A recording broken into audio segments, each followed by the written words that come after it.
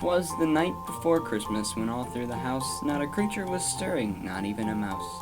The stockings were hung by the chimney with care, in hopes that St. Nicholas soon would be there. All the children were nestled all snug in their beds, while visions of sugar plums danced in their heads. And Mama in her kerchief and I in my cap had just settled our brains for a long winter's nap. When out on the roof there arose such a clatter, I sprang from my bed to see what was the matter. Away to the window I flew like a flash, tore open the shutter and threw up the sash. The moon on the breast of the new fallen snow gave the luster of midday to objects below. Then what to my wondering eye should appear but a miniature sleigh and 8 tiny reindeer, with a little old driver so lively and quick, I knew in a moment it must be Saint Nick. More rapid than eagles his courses they came, and he whistled and shouted and called them by name. Now Dasher, now Dancer, now Prancer and Vixen, on Comet, on Cupid, on Donner and Blitzen, to the top of the porch, to the top of the wall, now dash away, dash away, dash away all. As dry leaves that before the wild hurricanes fly, when they meet with an obstacle, mount to the sky.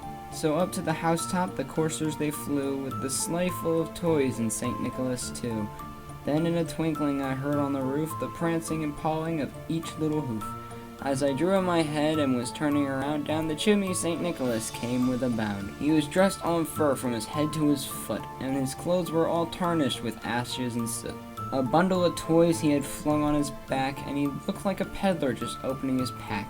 His eyes, how they twinkled, his dimples, how merry. His cheeks were like roses, his nose like a cherry. His droll little mouth was drawn up like a bow, and the beard on his chin was as white as the snow. The stump of a pipe he held tight in his teeth, and the smoke it encircled his head like a wreath. He had a broad face and a little round belly that shook when he laughed like a bowl full of jelly. He was chubby and plump, a right jolly old elf, and I laughed when I saw him in spite of myself. A wink of his eye and a twist of his head soon gave me to know I had nothing to dread.